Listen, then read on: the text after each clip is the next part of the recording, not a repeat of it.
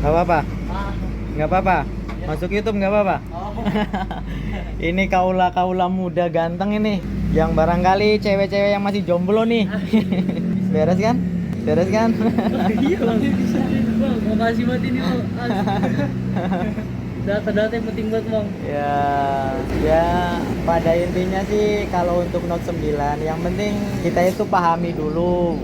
Iya, tingkah-tingkahnya itu. Ya sebenarnya sih hampir semua yang kita dapat itu permasalahan nggak se ekstrim yang kita bayangkan sebenarnya.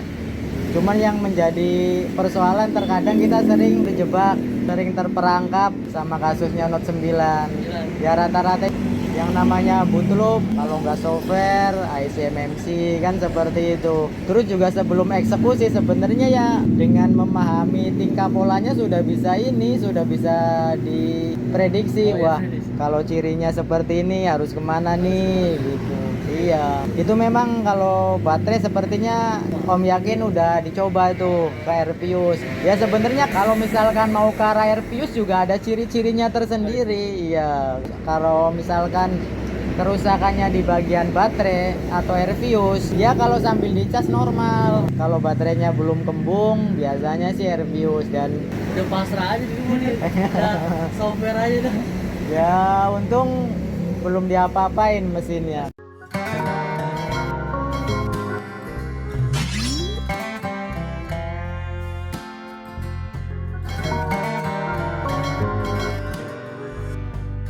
Assalamualaikum warahmatullahi wabarakatuh. Oke sobat semua, salam jumpa lagi ya di channel tongkrongannya teknisi-teknisi pemula, yaitu MTC, Media Teknik Seluler. Kita bahas lagi nih, dan tentunya masih saudara kandungnya si Omi. Ini terbilang nekat ini si mas ini, mentang-mentang masih muda ini nekat dari Jakarta Selatan malam-malam datang ke MTC, dan HP-nya HP yang bikin mumet, Joko Tingkir ngombe dawet. Yang dipikir marai mumet. Ini para remaja ini, para jagoan ini datang, handphonenya error katanya sih. Note 9 muncul meneh wes angel lepor. Aku khawatir lali cah. Ya jadi ini ada customer ini datang malam-malam, berapa ini, jam setengah 11 ini dari Jakarta Selatan. Kita akan bahas ini ya, kasihan, langsung ponis aja ya, langsung to the point aja ini.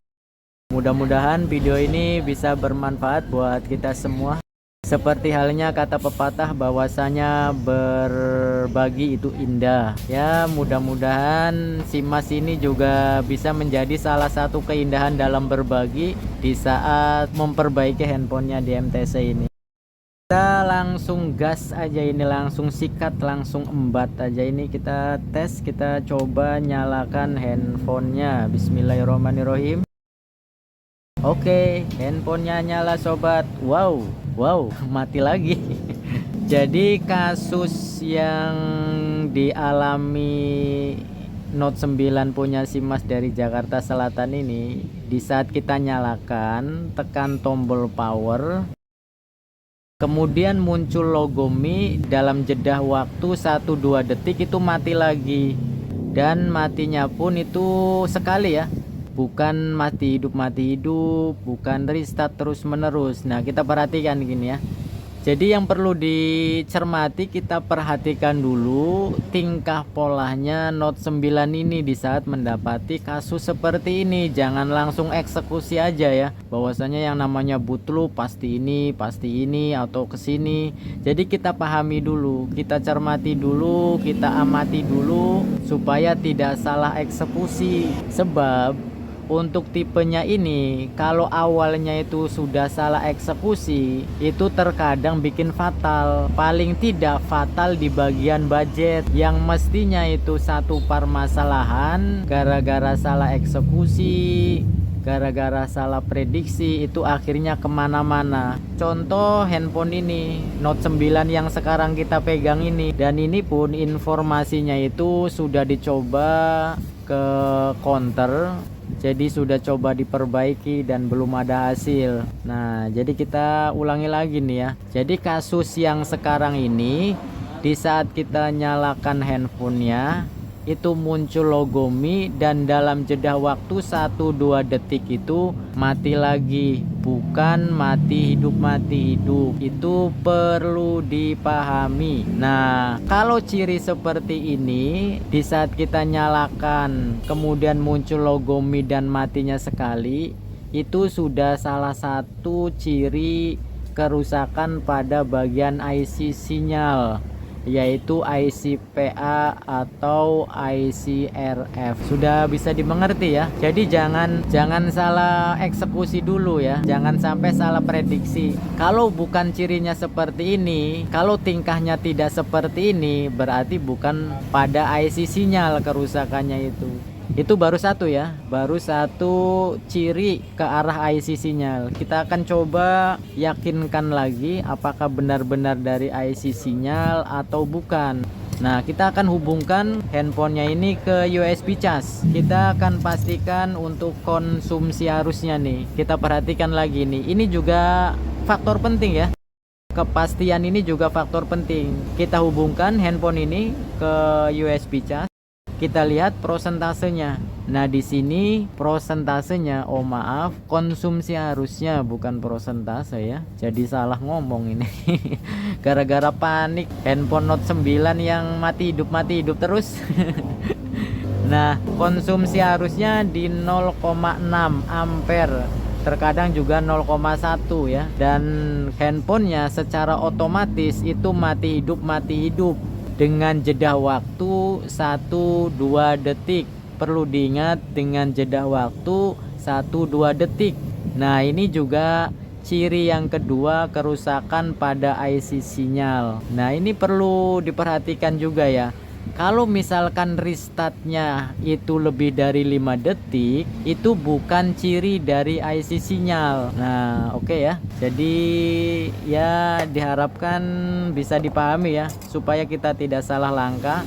Nah, untuk kasus seperti ini pun itu bisa dipastikan bukan dari software ya. Jelas bukan dari software, karena di saat kita hubungkan ke charger atau ke USB cas itu auto restart. Kalau misalkan kita hubungkan ke charger atau USB cas itu auto restart atau otomatis mati hidup, jelas itu bukan pada bagian software. Jangan sekali-kali di software, karena itu ya cukup beresiko. Apalagi kalau misalkan pemiliknya ini mengharapkan datanya aman. Nah, kembali lagi ke pokok masalah. Karena ini dua ciri sudah terpenuhi ke arah IC sinyal, kita akan coba langsung fokus ya ke IC sinyal. Namun tadi pemiliknya sempat ngomong, katanya sih sudah coba diperbaiki.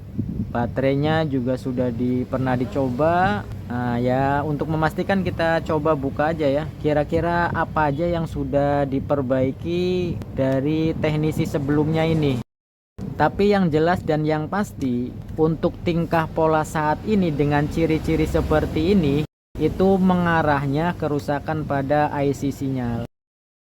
Oh, memang benar ya. Jadi handphonenya sudah tidak segel lagi. Wele. Ini apa ini? Ini apa ini? Kerjaan apa ini? Ini kebalik ini ya. Ini kan sangat beresiko ini ya. Saya konfirmasi dulu ya ke pemiliknya ini. Oke, kita sudah konfirmasi nih masalah sidik jari. Ini sebenarnya apa ya? Sekalipun kelihatan sepele ya, tapi tidak layak dilakukan ya. Jadi saya sarankan banget buat kita semua ya, buat pembelajaran ya, hal-hal semacam ini kan bisa merugikan customer ya.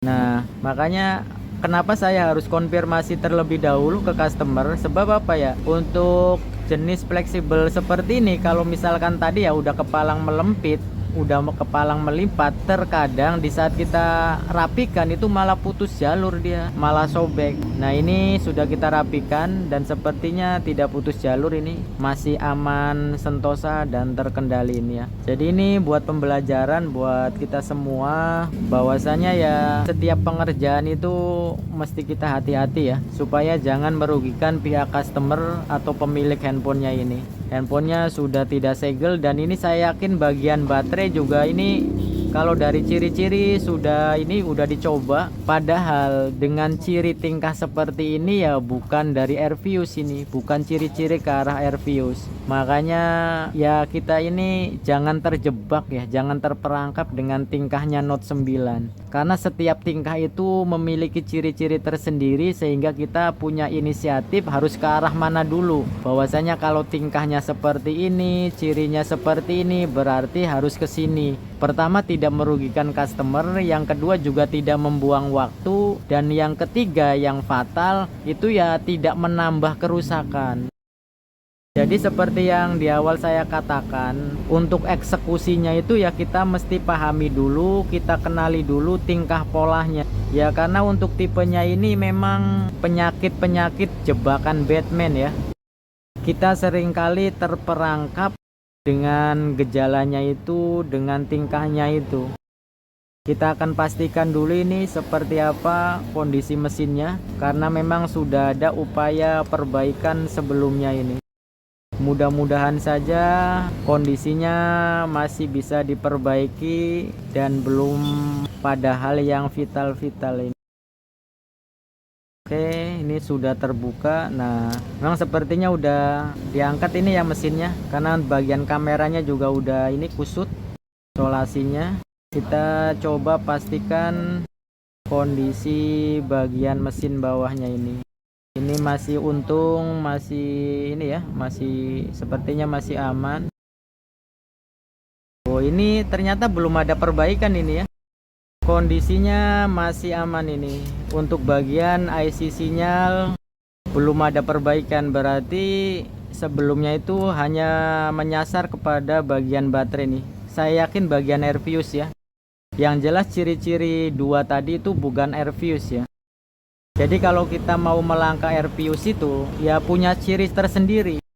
Nah karena ini belum ada perbaikan di bagian IC sinyal, kita akan fokus ya ke bagian IC sinyal, yaitu IC PA yang ada di dalam kaleng ini. Nah apakah benar ya prediksi dengan feeling tersebut masih relevan? Ya kita buktikan saja ini. Apakah feeling ini masih relevan untuk memperbaikinya?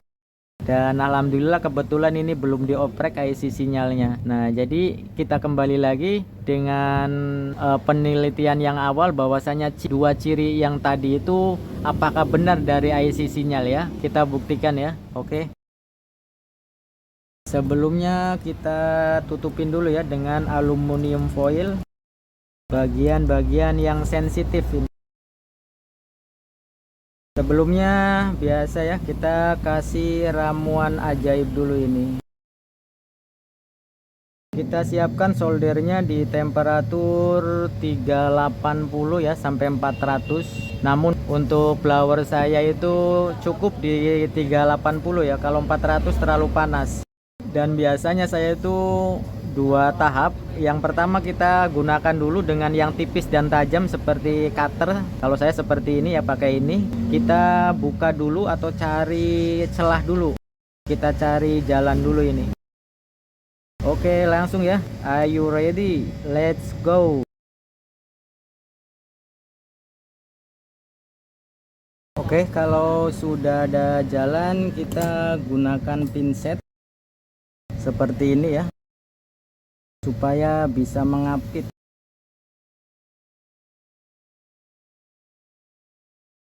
Alhamdulillah wa syukrulillah, akhirnya terangkat juga ini. Kotak Pandoranya terangkat juga, terbuka juga. Nah kita tunggu dulu sampai kondisinya dingin mesinnya.